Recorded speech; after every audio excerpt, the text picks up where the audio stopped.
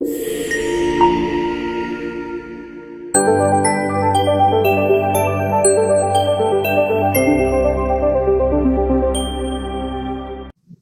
Back to nursing Pathsala. Hello my dear students, কেমন আছো তোমরা?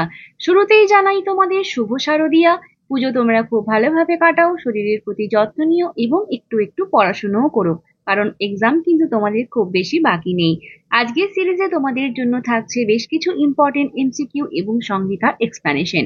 চলো দেখে নিই আজ কি কি কোশ্চেন রয়েছে তোমাদের জন্য। প্রথমেই রয়েছে অবস থেকে একটা question. Oligohydramnios is related which of the following condition? অলিগোহাইড্রামনিয়াসের সাথে রিলেট করে নিচের কোনটা থাকে? Renal agenesis, oesophageal atresia, anencephaly আর ডাউন সিনড্রোম। অলিগোহাইড্রামনিয়াস এবং পলিহাইড্রামনিয়াস দুই রকমের সিচুয়েশন থাকে। অলিগোতে অ্যামনিওটিক ফ্লুইডের অ্যামাউন্ট কম থাকে, পলিতে অ্যামনিওটিক ফ্লুইডের অ্যামাউন্ট বেড়ে যায়।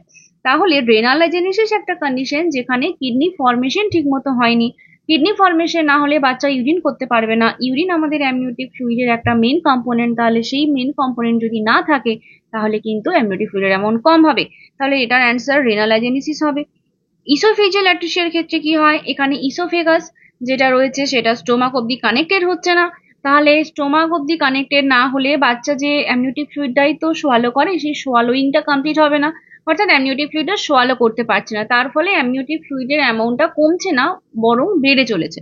তাহলে ইসোফেজিয়াল অ্যাট্রেসিয়াতে কিন্তু পলিহাইড্রামিয়াস দেখা যাবে। অ্যানেনসেফালি একটা কন্ডিশন, নিউরাল টিউব ডিফেক্ট আমরা বলি। এখানে ব্রেন এবং স্কাল ঠিক মতো ডেভেলপ হয় না, এবং ডেভেলপ না হওয়ার কারণে বাচ্চা কি করতে পারবে না, কিছু খেতে পারবে না, যেহেতু মাউথ ডেভেলপই হয়নি। তাহলে সেক্ষেত্রেও আমরা পলিহাইড্রামনিয়াস দেখতে পাবো। ঠিক আছে।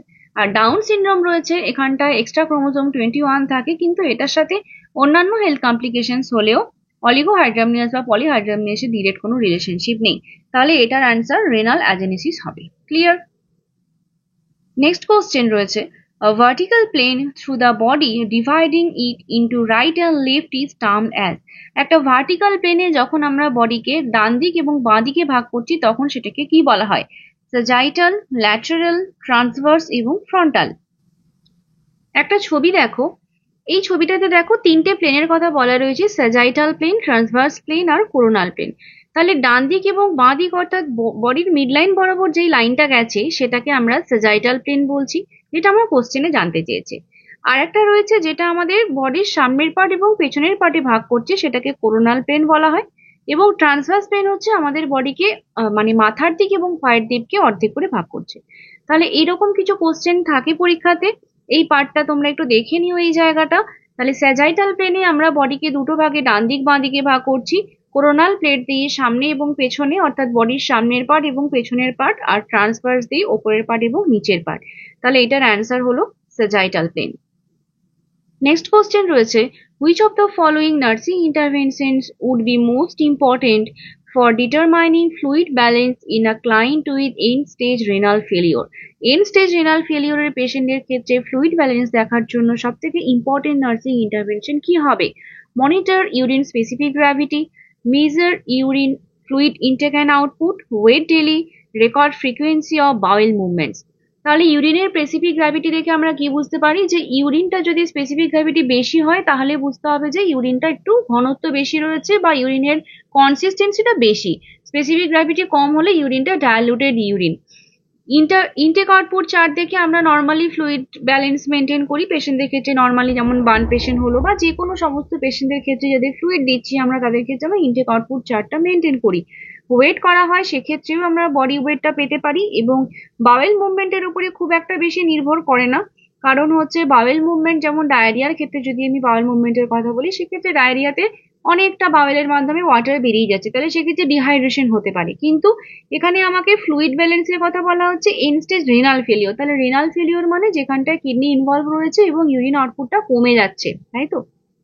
তাহলে দেখো, নর্মালি যদি আমি সব পয়েন্টগুলোকে দেখি তাহলে ইনটেক আউটপুট চার্ট এবং ওয়েট ডেলি এই দুটোর মধ্যে একটু কনফিউশন হবে যে কোনটা অ্যান্সার হবে। একটা জিনিস নোট করবে যে রেনাল ফেলিওরের পেশেন্টদের ক্ষেত্রে যাদের এন্ড স্টেজ রেনাল ডিজিজ বা ক্রনিক কিডনি ডিজিজ রয়েছে এরকম পেশেন্টদের ক্ষেত্রে অ্যাকিউরেট যে ফ্লুইড ইনটেক আউটপুট বা ফ্লুইড ব্যালেন্স সেটা দেখার জন্য করছি, ওয়েট ডেলি করছি। আর যদি বার্ন পেশেন্ট হয় তাহলে তাকে আমি প্রত্যেকদিন দাঁড় করিয়ে ওজন করাতে পারবো না, সেটাও যেমন একটা কারণ, তেমনি আরো একটা কারণ হচ্ছে যে এই বার্ন পেশেন্টদের ক্ষেত্রে তার আউটপুট কিরকম ভাবে হচ্ছে সেটা দেখে আমরা বুঝবো, কারণ ইনটেক আউটপুট তার সাথে বডি যে সারফেস দিয়েও যে বডি ওয়াটার লস হয়ে যায় সেই সমস্ত কিছু দেখার জন্য ইনটেক আউটপুট চার্টটা অ্যাপ্রোপ্রিয়েট হয় বার্ন পেশেন্ট এবং অন্য সমস্ত পেশেন্টদের ক্ষেত্রে। আর ডেলি ওয়েট আমরা দেখবো রেনাল ফেলিউর পেশেন্টদের ক্ষেত্রে। এখানে দুটো জিনিস দেখা হয়, এমনিতে তো তোমার ইনটেক আউটপুটে যে পরিমাণ ওয়াটার ইনটেক করছে বা ফ্লুইড ইনটেক করছে, আউটপুটে যেটুকু ইউরিন হচ্ছে, কিন্তু এক্ষেত্রে পেশেন্টের ইডিমাও ডেভেলপ করে এই রেনাল ফেলিউর পেশেন্টদের ক্ষেত্রে। তাহলে সেই ইডিমা যে ডেভেলপ করছে সেই অ্যামাউন্ট আমরা কিভাবে পাবো? তো সেটার জন্য ইনটেক আউটপুট চার্টের থেকে ডেলি ওয়েট মেজারমেন্টটা কিডনি পেশেন্টদের ক্ষেত্রে বেশি ইম্পর্টেন্ট। ঠিক আছে, তাহলে এটার অ্যান্সার ওয়েট ডেলি হবে এবং এই যে এক্সপ্লানেশনটা মনে রেখো। নেক্সট কোশ্চেন রয়েছে, when recording blood pressure, the sounds which can be heard with a stethoscope placed over the artery is termed as।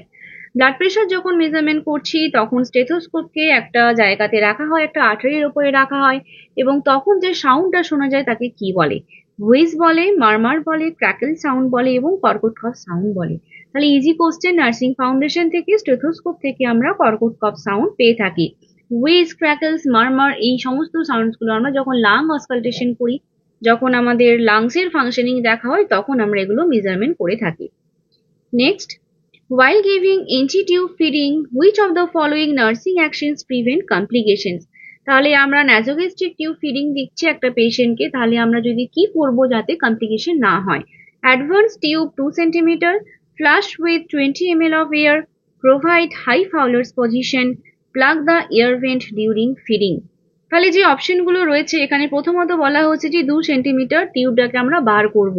তাহলে এরকম কি কখনো দেখেছো যে তুমি ফিডিং করতে গেছো, ফিডিং এর যে টিউব ফিক্স করা রয়েছে সেখান থেকে আমরা টেনে একটু বার করে নিচ্ছি? করি না, তাই না? তাহলে এই অপশনটাকে আমি বাদ দিলাম। Flush with 20 ml of air, তাহলে দেখো আমরা ফুড কোথায় দেব? ফুড আমরা যে নাসোগ্যাস্ট্রিক টিউবে দেব সেখান থেকে ফুডটা কোথায় যাবে? স্টোমাকে যাবে। তাহলে স্টোমাকের মধ্যে কি আমি গ্যাস দেব, এয়ার দেব? স্টোমাকের মধ্যে আমি কি করি, যখন আমি ফার্স্ট টাইম করছি নাসোগ্যাস্ট্রিক টিউব, যখন ইনটিউবেট করছি পেশেন্টকে, ইনটিউবেট মিনস যখন আমি নাসোগ্যাস্ট্রিক টিউবটা পড়াচ্ছি পেশেন্টকে, তখন আমরা মানে ওটা ঠিকঠাক মতো স্টোমাকেই গেছে কিনা সেটা চেক করার জন্য কি বলি, যে দেখতে চাই যে তখন একটুখানি এয়ার পুশ করে দেখি যে ঠিকঠাক জায়গাতে গেছে কিনা। তারপরে আমরা কিন্তু কখনো এয়ার দিই না, আমরা প্রথমে ওয়াটার দিই, তাই না? তাহলে এই flush with 20 ml of air এটাও আমাদের প্র্যাকটিসের মধ্যে নেই। প্রোভাইড হাই ফাউলার্স পজিশন, যখনই আমরা ফিডিং দিচ্ছি তখনই পেশেন্টকে ফাউলার্স পজিশন দিই, সেটা হাই ফাউলার্স হতে পারে বা সেমি ফাউলার্স হতে পারে। 30 থেকে 60 ডিগ্রি অ্যাঙ্গেলের মধ্যে যে কোনো আমরা একটা পজিশন দিতে পারি অ্যাকর্ডিং টু পেশেন্টস কন্ডিশন। তাহলে এই অপশনটা আমার অ্যাপ্রোপ্রিয়েট মনে হচ্ছে। আর এয়ার ভেন্ট ডিউরিং ফিডিং এটা আমাদের লাগে না। ঠিক আছে, তাহলে এনজি টিউব ফিডিং এর সময় পেশেন্টকে অবশ্যই ফাউলার্স পজিশন দিতে হবে। ঠিক আছে, চলো নেক্সট রয়েছে lateral curvature of the spine is called. অর্থাৎ স্পাইনের যে কার্ভেচার যদি ল্যাটারালি কার্ভেচার হয়ে যায় তাহলে সেটাকে আমরা কি বলবো? কাইফোসিস, লর্ডোসিস, স্কোলিওসিস আর পেকটাস এক্সক্যাভেটাম। এখানে একটা ছবি রয়েছে দেখো। নর্মালি আমাদের স্পাইনাল কর্ড কিরকম ভাবে হয়, এরকম একটা এস শেপে স্পাইনাল কর্ড হয়। ঠিক আছে, এবারে এই নর্মাল এটা মানুষটা আমার দিকে মানে সাইড করে আমরা পেশেন্টটাকে দেখছি, অর্থাৎ আমি যদি সোজা ভাবে দেখি তাহলে লম্বা লম্বি থাকে আমাদের স্পাইন, এরকম লম্বা থাকে, আর সাইড থেকে দেখলে এস শেপের হয়। এবার এই লম্বা স্পাইনটা যদি লম্বা না থেকে এরকম ভাবে গোল হয়ে যাচ্ছে, ঠিক আছে, বা এরকম একটু কার্ভেচারটা চেঞ্জ হয়ে যাচ্ছে যখন আমি সোজা ভাবেই দেখছি, নর্মাল স্পাইনাল কর্ড লম্বা লম্বি এরকম দেখতে লাগে, সেটা যদি এরকম কার্ভ হয়ে যায়, এক সাইড হয়ে যায়, অর্থাৎ মানুষের যে স্পাইন সোজা যে আমরা স্পাইন থাকার জন্য দাঁড়িয়ে থাকি সেরকম না থেকে একটু সাইড করে একটা দিকে, ডান দিকে বা বাঁ দিকে ঝুঁকে দাঁড়াচ্ছে, তাহলে সেই কন্ডিশনটাকে আমরা কি বলি? স্কোলিওসিস। এরপরে বাকি দুটো লর্ডোসিস এবং কাইফোসিস। দেখো লর্ডোসিস কখন বলবো? লর্ডোসিস মানে হচ্ছে লর্ড দিয়ে মনে রাখতে পারো। লর্ড মানে কি, যে ভগবান কিরকম ভাবে দাঁড়িয়ে থাকে, একদম সোজা হয়ে দাঁড়ায়। তাহলে লর্ডোসিস যখনই হবে তখন হচ্ছে মানুষের যেই হেডটা একটু পেছন দিকে চলে যাবে, চেস্টটা একটু সামনের দিকে বেরিয়ে আসবে। তাহলে চেস্টটাকে যদি সামনের দিকে বেরোতে হয় তাহলে কি করতে হবে? এই কার্ভেচারটা তো এরকম ভাবে রয়েছে আর এই কার্ভেচারটা এরকম রয়েছে, তাহলে যদি এই কার্ভেচারটা সামনের দিকে যায় তবেই কিন্তু এই মানুষটার চেস্টটা একটু সামনের দিকে আসবে, ঠিক আছে? তাহলে আমরা এই কার্ভেচারটাকে কি বলতে পারি? Inward curvature, inward. তাহলে এই যে লাম্বার স্পাইন রয়েছে, লাম্বার স্পাইনটার ইনওয়ার্ড কার্ভেচার হলে তখন লর্ডোসিস হচ্ছে। আর কাইফোসিসের ক্ষেত্রে কি করব? কাইফোসিসের ক্ষেত্রে মানুষটা সামনের দিকে ঝুঁকে হাঁটবে, অর্থাৎ মাথাটা সামনের দিকে ঝুঁকে যাবে। এটা কখন হবে? এই যে থোরাসিক স্পাইন রয়েছে এটা যদি ব্যাকওয়ার্ডে পুশ হয়, তাহলে থোরাসিক স্পাইনের যখন আউটওয়ার্ডে কার্ভেচার হচ্ছে, আউটওয়ার্ড মানে কি? এটা বডির বাইরের দিক, তাই তো? এটা বডির বাইরের দিক, তাহলে বাইরের দিক থেকে এটা ভেতরের দিকে ঢুকছিল, এটা বাইরের দিকে বেরোচ্ছে, বুঝতে পারছো? তাহলে এটা আউটওয়ার্ড কার্ভেচার, আউটওয়ার্ড। এবং এখানটায় কিন্তু থোরাসিক, এটা থোরাসিক আর এটা লাম্বার, বুঝলে? তাহলে inward curvature of lumbar spine হলে lordosis, outward curvature of thoracic spine হলে সেটা কাইফোসিস। আর নর্মালি একটা স্পাইনের যখন সাইড বাই সাইডে কার্ভেচার হয়ে যাচ্ছে বা সি শেপড হয়ে যাচ্ছে, তখন সেটাকে আমরা স্কোলিওসিস বলছি। ক্লিয়ার? আচ্ছা, পেকটাস এক্সকাভেটাম এটাকে কি বলা হয়? এটা এক ধরনের চেস্ট ডিফর্মিটি, যেখানে ব্রেস্ট বোন এবং রিবস গুলো কি হয়, ভেতরের দিকে ইনওয়ার্ডে সিং করে যায়, অর্থাৎ ভেতরের দিকে ঢুকে যাচ্ছে, ঠিক আছে? মানে চেস্ট ক্যাভিটি যেটা রয়েছে সেটা কুকড়ে যাবে, ঠিক আছে? সেটাকে পেকটাস এক্সকাভেটাম বলা হয়। Next question, sensitivity and reaction is tested by administering the drug. তাহলে আমরা ড্রাগের সেন্সিটিভিটি টেস্ট করি। সেন্সিটিভিটি টেস্ট করার জন্য আমরা ড্রাগটাকে কোন রুটে দেব? ইন্ট্রাডার্মাল, ইন্ট্রামাসকুলার, ইন্ট্রাভেনাস আর সাবকিউটেনিয়াস। দেখো, যখন আমরা একটা ড্রাগের সেন্সিটিভিটি টেস্ট করি বা একটা ড্রাগকে দিচ্ছি, ধরো তুমি একটা সেফ্রিয়াক্সন দেবে বা একটা যে কোনো অ্যান্টিবায়োটিক দেবে, তাহলে সেখানে একটা অ্যাডভাইস থাকে অ্যানাফাইল্যাক্সিস স্কিন টেস্ট। তাহলে সেই স্কিন টেস্ট করার জন্য একটা খুব মিনিমাল অ্যামাউন্টের ড্রাগ নিচ্ছি, 0.1 থেকে 0.2 ml, এবং সেটাকে আন্ডার দ্য স্কিন দিয়ে দিই। তাহলে সেটা কিভাবে দিচ্ছি? আমরা ইন্ট্রাডার্মালি দিচ্ছি। সাবকিউটেনিয়াস হলে কিন্তু আমাদেরকে 45 ডিগ্রি অ্যাঙ্গেলে দিতে হয়, কিন্তু ইন্ট্রাডার্মালি আমরা 15 ডিগ্রি অ্যাঙ্গেলে দিই, তাই না? তাহলে ইন্ট্রাডার্মালি 15 ডিগ্রি অ্যাঙ্গেলে দিচ্ছি, এবং যে কোনো সেন্সিটিভিটি স্কিন টেস্ট আমরা 15 ডিগ্রি অ্যাঙ্গেলে করছি। সাবকিউটেনিয়াস 30 থেকে 45 ডিগ্রি অ্যাঙ্গেলে আমরা দিতে পারি, ইনসুলিন দিই আমরা এই অ্যাঙ্গেলে। ইন্ট্রাভেনাস তো আইভি ফ্লুইড দেওয়া যেরকম হয়, আর আয়ন ইনজেকশন হচ্ছে 90 ডিগ্রি, ঠিক আছে? Which type of solution causes water to shift from cells to plasma? Cell থেকে প্লাজমার দিকে ওয়াটার শিফট করার জন্য কিরকম সলিউশন চাই, বা কিরকম সলিউশনের মধ্যে রাখলে ওয়াটার শিফট হয়ে যাবে সেল থেকে প্লাজমার দিকে? অ্যালকালাইন, আইসোটনিক, হাইপোটনিক আর হাইপারটনিক। এটা বোঝার জন্য তোমাদেরকে একটা ছবি দেখাবো। এখানে যে ছবিটা আমি দিয়েছি এগুলোর প্রত্যেকটাই হচ্ছে ব্লাড সেল, এবং যে ব্ল্যাক ব্যাকগ্রাউন্ডের উপরে ব্লাড সেলগুলো রয়েছে ওটা ধরে নাও তুমি একটা সলিউশনের মধ্যে ব্লাড সেলগুলো রয়েছে, ঠিক আছে? নর্মালি কি হচ্ছে, বাইরের কম্পোজিশন এবং ভেতরের কম্পোজিশন বা কনসেন্ট্রেশন বললে ভালো হয়, কনসেন্ট্রেশন গুলো ইকুয়াল থাকছে যখন আইসোটনিক সলিউশনের মধ্যে থাকছে। তাহলে এই ব্ল্যাকের সলিউশনের যে কনসেন্ট্রেশন এবং এই সেলের মধ্যেকার যে সাইটোপ্লাজম রয়েছে তার কনসেন্ট্রেশন, দুটো কনসেন্ট্রেশন সেম। এবং যখন এরকম হবে H2O অর্থাৎ ওয়াটার ভেতরে যাচ্ছে এবং বাইরে বেরোচ্ছে, কিন্তু সেলের কোনো চেঞ্জ হচ্ছে না, ঠিক আছে? এবারে ধরে নাও আমি একটা হাইপারটনিক সলিউশন দিয়েছি। হাইপারটনিক অর্থাৎ যে সলিউশনটা ওই ব্ল্যাক কালারের যে সলিউশন, সেই সলিউশনের কনসেন্ট্রেশনটা অনেকটা বেশি। তাহলে এরকম সলিউশন কি রয়েছে? এটা যদি আইসোটোনিক সলিউশন আমাদের নর্মাল সেলাইন হয়ে থাকে, তাহলে কনসেন্ট্রেটেড নর্মাল সেলাইন 3% NaCl, এই ইনজেকশনটা আমরা দিয়ে থাকি, এটা একটা হাইপারটনিক সলিউশন। এবারে দেখো, হাইপারটনিক মানে সেলের সাইটোপ্লাজমের থেকে তার কনসেন্ট্রেশন বেশি। নর্মালি কিরকম হয়, যে ঘনত্ব যদি বেশি থাকে কোথাও, সেই ঘনত্বটাকে সমান করার চেষ্টা করবে, তাহলে সেই সমান করার জন্য কি হচ্ছে, তাতে আরো জল মেশাতে হবে। তো জল মেশানোর জন্য জল তো বাইরে থেকে কোথাও থেকে আসবে না, তাহলে সেলের মধ্যে থেকে জলগুলো বাইরে বেরিয়ে যাবে। তো সেই কারণে কি হচ্ছে, হাইপারটনিক সলিউশনের মধ্যে যখন আমি কোনো সেলকে দিয়ে দেবো, যেই সেলের কনসেন্ট্রেশনটা কম রয়েছে দেন সেলের বাইরের কনসেন্ট্রেশন, তখন সেলের ভেতর থেকে ওয়াটার বেরিয়ে ওই কনসেন্ট্রেশনে চলে যাচ্ছে। তাহলে ওয়াটার অ্যামাউন্ট এর থেকে বাইরে বেরিয়ে যাওয়ার জন্য এই সেলগুলো কি হয়, কুঁচকে যাচ্ছে। তাহলে H2O বা ওয়াটার সেল থেকে বাইরে বেরিয়ে যাবে। হাইপারটনিক সলিউশনে কোনো ব্লাড সেল যদি ফেলে দেওয়া হয় তাহলে সেটা কুঁচকে যাবে। ক্লিয়ার? আচ্ছা, এরপরে চলে এসো হাইপোটনিক সলিউশন, অর্থাৎ যেখানে সলিউশন বা মানে বাইরে যে সলিউশনটা রয়েছে তার কনসেন্ট্রেশনটা অনেকটা কম। যেমন এক্সাম্পল, NH যদি আইসোটনিক হয় তাহলে 0.45% NH যেটা রয়েছে সেটা হাইপোটনিক হবে, ঠিক আছে? এটা 0.9%। ক্লিয়ার? এবার এই যে 0.45% NH রয়েছে, এর মধ্যে আমি একটা ব্লাড সেলকে ফেলেছি, তাহলে ব্লাড সেলের মধ্যেকার যে কনসেন্ট্রেশন বা অ্যামাউন্ট যে সাইটোপ্লাজম রয়েছে তার কনসেন্ট্রেশন অনেকটা বেশি। তাহলে সেই কনসেন্ট্রেশনটাকে কম করার জন্য বাইরে থেকে সেলের মধ্যে জল ঢুকতে থাকবে। তাহলে যদি বাইরে থেকে সেলের মধ্যে জল ঢোকে, তাহলে সেলগুলো কি হবে, আস্তে আস্তে ফুলে যাবে এবং ফেটেও যেতে পারে। ঠিক আছে, তাহলে এইভাবে মনে রাখতে হবে যে যেদিকে কনসেন্ট্রেশন বেশি থাকবে সেই দিকে কনসেন্ট্রেশন কমানোর জন্য সেদিকে জল চলে যাবে, সেটা সেলের ভেতরে হোক বা বাইরে হোক। ঠিক আছে, তাহলে আমার কোশ্চেনটা কি ছিল, কোন সলিউশনের মধ্যে রাখলে water shift from cell to plasma, cell থেকে বেরিয়ে যাবে কোন জায়গাতে থাকলে? কি দেখলাম আমরা, কখন বেরিয়ে যাবে? হাইপারটনিক সলিউশনে দিলে, তাই তো? তাহলে অ্যান্সার কি হবে, হাইপারটনিক হবে। ক্লিয়ার হলো? এই কনসেপ্টটা ভীষণ ইম্পর্টেন্ট, এটা বারবার মানে গন্ডগোল হয়ে যায়, গুলিয়ে যায়, তো একটু ভালো করে দেখে নিও, মনে থাকবে আশা করছি। নেক্সট রয়েছে the characteristics of fluid volume deficit includes all except. Fluid volume ডেফিসিটের ক্যারেক্টারিস্টিক্স নয় কোনটা? Decreased skin turgor, postural hypotension, increased temperature, increased central venous pressure.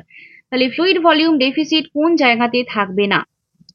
First condition রয়েছে ডিক্রিজ স্কিন টার্গার, অর্থাৎ স্কিনের টার্গারটা কমে যাচ্ছে, যখন ফ্লুইড ভলিউম ডেফিসিট বা ডিহাইড্রেশন হবে তখন স্কিন টার্গার কমবে, তাহলে এটা ঠিক আছে। পস্চুরাল হাইপোটেনশন, অর্থাৎ বিপি ফল করছে, তাহলে ডিহাইড্রেশনের সাথে বিপি কমে যাওয়ার একটা ভালো রিলেশনশিপ রয়েছে, যখন ফ্লুইড ভলিউম ডেফিসিট হয় বা ডিহাইড্রেশন হয় তখন হাইপোটেনশন হবে। ইনক্রিজ টেম্পারেচার, ফ্লুইড ভলিউম ডেফিসিটের সাথে কোথাও কোথাও আমরা ফিভারের কেস দেখতে পাই, যদিও প্রাইমারি ক্যারেক্টারিস্টিক্স নয়, কিন্তু একটা ফিভার থাকে, কারণ ইনফেকশন থাকে বা অন্য কোনো কারণের জন্য ফিভার আসে। ডাইরেক্টলি রিলেশনশিপ না থাকলেও ফিভার হতে পারে পেশেন্টের যদি ফ্লুইড ভলিউম ডেফিসিট থাকে। আর একটা হচ্ছে ইনক্রিজ সেন্ট্রাল ভেনাস প্রেশার, তাহলে যদি একটা পেশেন্টের বিপি ফল করে বা হাইপোটেনশন হয় তাহলে সেখানটায় ভেনাস প্রেশারও কমবে, তাহলে সেন্ট্রাল ভেনাস প্রেশার আমরা নর্মালি ডিক্রিজ দেখবো, ইনক্রিজ দেখবো না, তাই তো? তাহলে এটা হবে না। এখানে কোশ্চেনে এক্সেপ্ট ছিল, তাহলে অ্যান্সার কি হবে, option D, increase central venous pressure. তাহলে ফ্লুইড ভলিউম ডেফিসিট বা ডিহাইড্রেশন যখন থাকবে তখন স্কিন টার্গার কমবে, পস্চুরাল হাইপোটেনশন হবে, টেম্পারেচার ইনক্রিজ করতে পারে, কিন্তু সেন্ট্রাল ভেনাস প্রেশার কখনোই ইনক্রিজ হবে না, এটা অবশ্যই ডিক্রিজড হবে। Clear? Next question, the percentage and the flow of oxygen in a red colour venturi mask is. Red কালারের ভেঞ্চুরি মাস্কের পার্সেন্টেজ এবং ফ্লো অফ অক্সিজেন কিরকম ভাবে থাকে? এই কোশ্চেনটা অনেকবার ডিসকাস করেছি, তাহলে দেখে নাও ছবিটা। এটা একটা ভেঞ্চুরি মাস্কের ছবি, এবং ভেঞ্চুরি মাস্কের স্পেশালিটি কি রয়েছে যে আমরা একটা পার্টিকুলার কনসেন্ট্রেশনের অক্সিজেন এখানে ডেলিভার করতে পারি, অর্থাৎ যখন আমরা ভেঞ্চুরি মাস্ককে অক্সিজেন দেবো, ধরো একটা পেশেন্টের 6 লিটার অক্সিজেন লাগবে, তাহলে 6 লিটার অক্সিজেন যেটাতে দেওয়া যায় সেই মাস্কটাই আমি তাকে দেবো, এবং তার ফলে পেশেন্ট সেই পার্টিকুলার অ্যামাউন্ট অফ অক্সিজেনই পাবে। ঠিক আছে, তাহলে ভেঞ্চুরি মাস্কের সুবিধে এটাই যে আমরা তাকে মেজারমেন্ট করে অক্সিজেনটা দিতে পারি। এবারে কালার গুলো রয়েছে এবং কালারের ওপরে বেস করে পার্সেন্টেজটা ঠিক হয়। তাহলে দেখো, প্রথমটাই হচ্ছে আমাদের রয়েছে একটা ব্লু কালার। ব্লু কালারের ক্ষেত্রে আমরা কি রকমের দিতে পারবো? 24% অক্সিজেন দিতে পারবো, যেটা 2 to 4 litre per minute. White কালারের রয়েছে 28% অক্সিজেন, যেটা 4 to 6 লিটার পার মিনিট।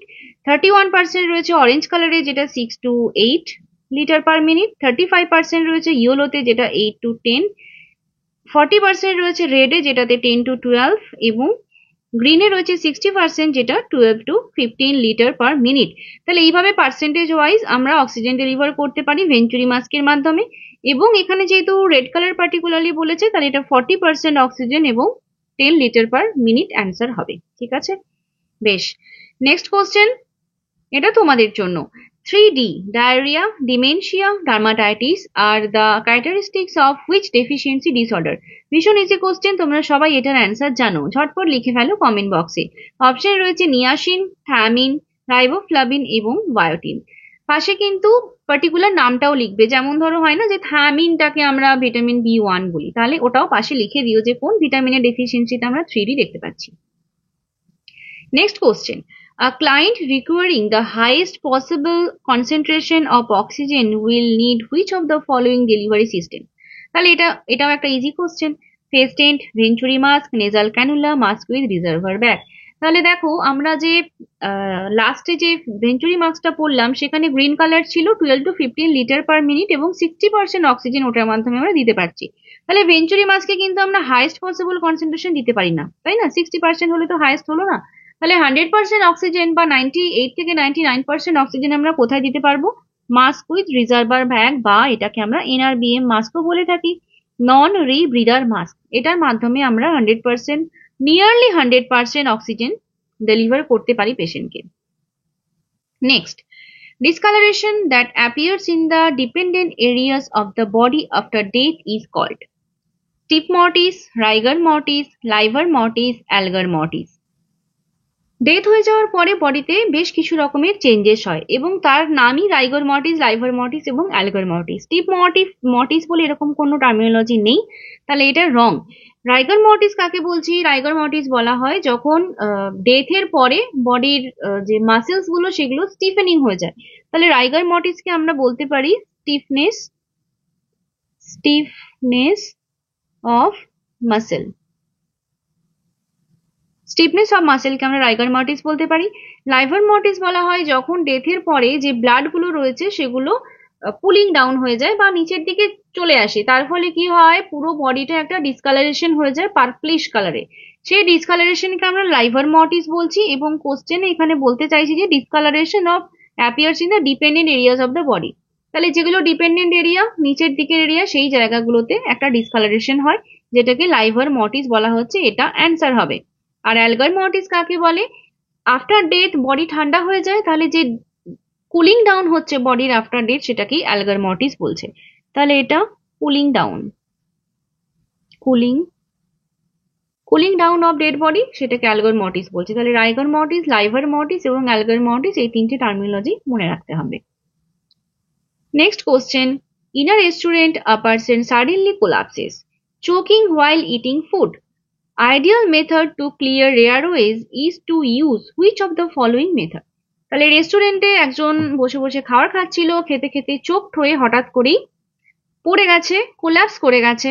তাহলে তার এয়ারওয়ে ক্লিয়ার করার জন্য আমরা কোন মেথড দিতে পারি? জ থ্রাস্ট ম্যানুয়েভার, হেড টিল্ট চিন লিফট ম্যানুয়েভার, হেমলিচ ম্যানুয়েভার আর ভালসালভা ম্যানুয়েভার। তাহলে এই তিনটে, মানে এই যে চারটে অপশন রয়েছে, এই প্রত্যেকটাই আমরা এয়ারওয়ে ক্লিয়ারেন্সের জন্য কম বেশি ইউজ করে থাকি।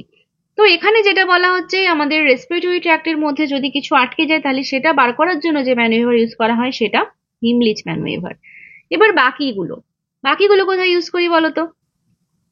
জ থ্রাস্ট ম্যানুয়েভার এবং হেড টিল্ট চিন লিফট ম্যানুয়েভার, এই দুটো আমরা যে কোনো অ্যাক্সিডেন্ট কেসের ক্ষেত্রে যে এয়ারওয়ে ক্লিয়ারেন্স বা এয়ারওয়েকে স্ট্রেটেন করার জন্য ইউজ করতে পারি। তার মধ্যে জ থ্রাস্ট ম্যানুয়েভার ইউজ করা হয় যখন স্পাইনাল ইনজুরির একটা চান্সেস থাকে। যেমন ধরো হাই ফ্লোর থেকে কোনো পেশেন্ট পড়ে গেল, তাহলে স্পাইনাল ইনজুরি হওয়ার চান্স রয়েছে, সেই রকম জায়গাতে আমরা জ থ্রাস্ট ইউজ করছি, স্পাইনাল ইনজুরি। আর নর্মালি যদি কোনো অ্যাক্সিডেন্ট হয়েছে যেখানে স্পাইনাল ইনজুরি হওয়ার কোনো সম্ভাবনা নেই, সেই জায়গাতে হেড টিল্ট চিন লিফট। ঠিক আছে, তাহলে এই দুটোই যে কোনো অ্যাক্সিডেন্টের ক্ষেত্রে ইউজ করা হচ্ছে। হিমলিচে যখন খেতে খেতে কোথাও আটকে গেল বা কোনো ফুড ব্লক হয়ে গেল, সেই জায়গাতে হিমলিচ। আর ভালসালভা ম্যানুয়েভারটা ব্রিদিং টেকনিক, যেখানে ওই যখন হচ্ছে চোকড হয়ে যায় না, বা ধরো এরকম ভাবে ভাবতে পারো যে ওই নাক বন্ধ হয়ে গেল, তখন আমরা এক্সেল করে সেটাকে ওপেন করার চেষ্টা করছি, সেই জিনিসটাকে ভালসালভা ম্যানুয়েভার বলা হয়। হ্যাঁ, যেরকম ধরো বেলুন ফোলানোর জন্য আমরা প্রেসার ক্রিয়েট করি, বেলুনের মধ্যে হাওয়া দিচ্ছি, তাহলে তখনও তো আমাদের একটা প্রেসারে এয়ার দিতে হয়, সেরকম টাইপের আর কি। মানে এয়ারওয়েটাকে আমরা ওপেন করার চেষ্টা করছি, কিন্তু এটা ওই ফুড বা এখানে যেরকম সিচুয়েশন বলছে সেরকম নয়। মানে ধরো নাক বন্ধ বা নাকটা বন্ধ করে মুখ দিয়ে হাওয়া নিয়ে ভেতরে একটা প্রেসার ক্রিয়েট করছি, সেই জিনিসটাকে ভালসালভা ম্যানুয়েভার বলা হয়। Next question, Maslow's hierarchy of basic human needs is useful when planning and implementing nursing care, as it provides a structure for. তাহলে Maslow's hierarchy of basic human need আমরা যে কোনো পেশেন্টের নার্সিং কেয়ার দেওয়ার ক্ষেত্রে use করে থাকি, অর্থাৎ প্রায়োরিটাইজ করার ক্ষেত্রে ইউজ করে থাকি। তো এটা কিসের স্ট্রাকচার দেয় আমাদেরকে? Making accurate nursing diagnosis, establishing priorities of care, communicating concerns more concisely, আর integrating science into nursing care. তাহলে বুঝতেই পারছো অ্যান্সার কি হবে। এখানে আমরা যে প্রায়োরিটি অফ কেয়ারটাকে এস্টাবলিশ করার জন্য ইউজ করি। তাহলে ম্যাসলোস হায়ারার্কি অফ নিডের ট্রায়াঙ্গেল নিশ্চয়ই মনে রয়েছে, সেখানে প্রথমেই একদম নিচে বেস লাইন থেকে শুরু করে আমাদের ট্রায়াঙ্গেল হয়। প্রথমে বেসিক হিউম্যান নিডস, যেমন ফুড, এয়ার, ওয়াটার, এই জিনিসগুলো থাকে, যেগুলো বেসিক নিড, যেগুলো ছাড়া মানুষ বাঁচবে না। তারপরে safety, security, love and belonging, এরকম করে করে সবার ওপরে কি থাকে, সেলফ অ্যাকচুয়ালাইজেশন। তাহলে এইভাবে একদমই বেসিক নিড আমরা ফুলফিল করি, তারপর উপরের জায়গাতে যাই। তাহলে এটার মাধ্যমে আমরা প্রায়োরিটি অফ কেয়ারটাকে বুঝতে পারছি। তাহলে Maslow's hierarchy of need use করে তোমাদের যে সমস্ত নার্সিং প্রায়োরিটির কোশ্চেন থাকে না, যে এরকম একটা পেশেন্ট তোমার কাছে এসেছে, তুমি তাকে প্রথমে কোন কেয়ার দেবে, তাহলে সেক্ষেত্রে তোমরা যে অপশনস গুলো রয়েছে সেগুলোর মধ্যে ম্যাসলোস হায়ারার্কি অফ নিডের গুলো বসিয়ে সেখান থেকে রেখে নিতে পারো যে কোনটা আমাকে ফার্স্ট দিতে হবে। এয়ারওয়ে, ব্রিদিং, সার্কুলেশন, এইভাবে কিছু পরপর থাকে। ঠিক আছে।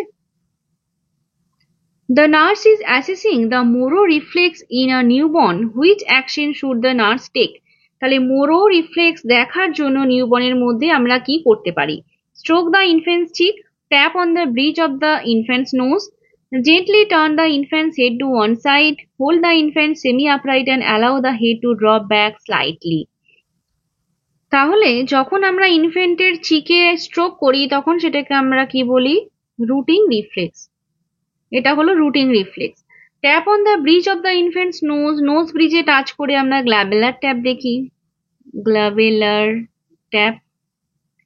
Gently turn the infant's head to one side, এটাকে আমরা টনিক নেক রিফ্লেক্স বলি, টনিক নেক রিফ্লেক্স। আর লাস্টলি মোরো রিফ্লেক্সে বাচ্চাকে বসিয়ে রাখা হয় সেমি আপরাইট, তারপরে ফ্রিলি ফল হতে দেওয়া হয়। ফ্রিলি ফল হলে প্রথমে কি হয়, বাচ্চাদের যে হাত রয়েছে প্রথমে হচ্ছে একটা অ্যাবডাকশন এবং তারপরে এক্সটেনশন হচ্ছে, অর্থাৎ প্রথমে অ্যাবডাকশন তারপরে অ্যাডাকশন। মোরো রিফ্লেক্স মোটামুটি 3 to 4 মান্থসে ডিসঅ্যাপিয়ার করে যায়। ঠিক আছে, তাহলে এটার অ্যান্সার হলো option D. Next question, a nurse is assisting in the delivery of a newborn. After the fetal head emerges, it realigns with the body. What is this action called? Expulsion, descent, engagement, restitution.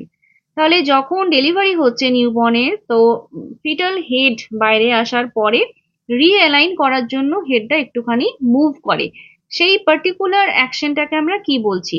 সেটাকে বলা হয় restitution বা আনটুইস্টিং of the নেক বলা হয়, যেখানে নেকটা কি হয় আবার আগের জায়গাতে ঘুরে যায়, অর্থাৎ নেকের যে ফোল্ড হয়ে যায় বা টুইস্ট করে একটা সাইডে চলে আসে সেটা আবার আনটুইস্টিং হয়, যেটাকে রেস্টিটিউশন বলছে। এক্সপালশন অফ দ্য ফিটাস, অর্থাৎ ফিটাসের এক্সপালশনের জন্যই total normal delivery. Descent throughout the labour চলতে থাকে, অর্থাৎ throughout the labour baby কিন্তু ওপর থেকে নিচের দিকে নামছে, তাহলে ডিসেন্টটা থ্রু আউট যে প্রসেস রয়েছে চলতে থাকে। আর এনগেজমেন্ট অর্থাৎ যখন হেডটা পেলভিক ব্রিমের মধ্যে এনগেজ হচ্ছে বা ঢুকছে তখনই সেটাকে আমরা এনগেজমেন্ট বলছি। Having the strong sensation that an event or experience currently being experienced has already been experienced in the past is known as. এখানে একটা বলা হয়েছে যে স্ট্রং সেন্সেশনের কথা, যে একটা এক্সপিরিয়েন্স যেটা এখন হচ্ছে, নতুন হচ্ছে, কিন্তু তার মনে হচ্ছে যে আগেও এরকম হয়েছিল, এই সিচুয়েশনকে কি বলা হয়? ডেজাভু, জামাইজ ভু, সিলেক্টিভ অ্যামনেশিয়া, ডিসোসিয়েটিভ অ্যামনেশিয়া। তাহলে এই পার্টিকুলার সিচুয়েশন যেখানে নতুন সিচুয়েশনকেও পুরনো বলে মনে হয় সেটাকে আমরা বলি ডেজাভু। আর জামাইজ ভু বলা হয় ঠিক অপোজিট সিচুয়েশনকে, অর্থাৎ পুরনো জায়গাতে গেলেও মনে হয় এই জায়গাটায় আমি নতুন এসেছি। আর অ্যামনেশিয়া মানে হচ্ছে যে ভুলে যাওয়া। সিলেক্টিভের ক্ষেত্রে পার্টিকুলার কিছু ভুলে যাচ্ছে, আর ডিসোসিয়েটিভের ক্ষেত্রে মাল্টিপল পার্সোনালিটি থাকে, তাহলে একটা পার্সোনালিটির কথা অন্য একটা পার্সোনালিটিতে গেলে মনে থাকে না। ঠিক আছে, নেক্সট রয়েছে schizophrenia patient says to a nurse, you are wearing a pretty red dress, tomatoes are red, vegetables make you healthy, I am not healthy. তাহলে এরকম কিছু কথাবার্তা বলছে, একটা লাল জামা পরে রয়েছে তুমি, টমেটো লাল হয়, ভেজিটেবল তোমাকে হেলদি করবে, আমি হেলদি নয়। তাহলে এরকম কথাবার্তা যদি সিজোফ্রেনিয়া পেশেন্ট বলে, তাহলে এইরকম কথাবার্তাকে আমরা কি বলবো বা বুঝবো? ইকোলেলিয়া, কনফাবুলেশন, নিওলজিজম, লুজনেস অফ অ্যাসোসিয়েশন। কারো শোনা কথা যখন বারবার বলতে থাকে বা রিপিট করতে থাকে তখন ওটাকে আমরা ইকোলেলিয়া বলি। কনফাবুলেশন মানে হচ্ছে unintentional gap filling of a story, মানে একটা গল্প বলতে বলতে আনইনটেনশনালি কিছু ইনফরমেশন সে ভেতরে দিচ্ছে যেটা অ্যাকচুয়ালি হয়তো ছিল না কিন্তু আনইনটেনশনাল, সেটাকে কনফাবুলেশন বলা হয়। নিওলজিজম মানে বলা হচ্ছে কয়েনিং নিউ ওয়ার্ড বা নতুন শব্দ তৈরি করছে। আর লুজনেস অফ অ্যাসোসিয়েশন মানে যেখানে অপ্রাসঙ্গিক কথাবার্তা পরপর বলে চলেছে বা একটা কথার সাথে তারপরের কথাটার কোনো মিল নেই। তাহলে অ্যান্সার বুঝতেই পারছো কি হবে, এটা লুজনেস অফ অ্যাসোসিয়েশন হবে। নেক্সট কোশ্চেন বলেছে স্টান্টিং রেফার্স টু। স্টান্টিং বলতে কি বোঝায়? WHO অ্যাকর্ডিংলি ম্যালনিউট্রিশনের যে সিভিয়ারিটি সেই ওয়াইজ আমরা তিনটে ক্লাসিফিকেশন পাই, যার একটা হচ্ছে স্টান্টিং, এছাড়াও রয়েছে আন্ডারওয়েট এবং ওয়েস্টিং। তাহলে এখানে দেখো low weight then what is appropriate for a certain height. তাহলে ওয়েটটা কম হচ্ছে according to certain height, weight for height যখন দেখা হয় কম থাকে তখন সেটাকে ওয়াস্টিং বলা হয়, ওয়াস্টিং। আচ্ছা, একটা অপশন রয়েছে লো বিএমআই, একটা অপশন বলছে low height than what is appropriate for a certain age. তাহলে হাইট ফর এজটা কি হবে? নর্মালি থেকে কম হবে, অ্যাকচুয়ালি বলা হয় below 2 standard deviation. Below 2 standard deviation যদি থাকে, low height than appropriate age, তাহলে সেটাকে আমরা স্টান্টিং বলি। এটা স্টান্টিং এর এক্সাম্পল, মানে সরি ডেফিনেশন, এটা স্টান্টিং এর ডেফিনেশন। আরেকটা বললাম যে আন্ডারওয়েট, আন্ডারওয়েট। আন্ডারওয়েটের ক্ষেত্রে হাইট ফর এজ, এবং এক্ষেত্রেও লেস দেন 2 স্ট্যান্ডার্ড ডেভিয়েশন, মানে বিলো 2 স্ট্যান্ডার্ড ডেভিয়েশনের নিচে নেমে গেলেই স্টান্টিং এর ক্ষেত্রে হাইট ফর এজ দেখা হচ্ছে, আন্ডারওয়েটের ক্ষেত্রে ওয়েট ফর এজ দেখা হচ্ছে, ওয়াস্টিং এর ক্ষেত্রে ওয়েট ফর হাইট দেখা হচ্ছে। ঠিক আছে, এই তিনটে জিনিস মুখস্থ করে রাখবে, এক্সামে বারবার কোশ্চেন আসে। এছাড়াও ম্যালনিউট্রিশন কিভাবে মেজারমেন্ট করবো বা ম্যালনিউট্রিশনের বিভিন্ন ক্লাসিফিকেশন রয়েছে, গোমেজ ক্লাসিফিকেশন, WHO ক্লাসিফিকেশন, এই পার্টটা কিন্তু ভীষণ ইম্পর্টেন্ট। তো আর কোয়াশিওকর ম্যারাসমাস তো রয়েইছে ম্যালনিউট্রিশনের মধ্যে, তো এই পার্টটা কিন্তু ভালো করে পড়ে নিও। আজকের last question, multi drug resistance in TB is defined as resistance to. তাহলে মাল্টি ড্রাগ রেজিস্ট্যান্ট যে টিবি হয় বা এমডিআর টিবি আমরা যেটাকে বলে থাকি, এমডিআর টিবি, সেই টিবিতে কিসের কিসের রেজিস্ট্যান্স হয়? স্ট্রেপ্টোমাইসিন, রিফাম্পিসিন, আইসোনায়াজাইড, স্ট্রেপ্টোমাইসিন এর রিফাম্পিসিন, স্ট্রেপ্টোমাইসিন এর আইসোনায়াজাইড, আইসোনায়াজাইড এর রিফাম্পিসিন। এটার অ্যান্সার হবে আইসোনায়াজাইড অ্যান্ড রিফাম্পিসিন। এটা মুখস্থ করার ওয়ান লাইনার কোশ্চেন, তাহলে এটা মনে রেখো। থ্যাংক ইউ সবাইকে পুরো ভিডিওটা দেখার জন্য। ভালো লাগলে লাইক, কমেন্ট ও শেয়ার করো। তোমরা সবাই খুব ভালো থাকবে এবং মন দিয়ে পড়াশোনা করবে। খুব তাড়াতাড়ি দেখা হবে আরো একটু নতুন ভিডিও নিয়ে। Bye bye.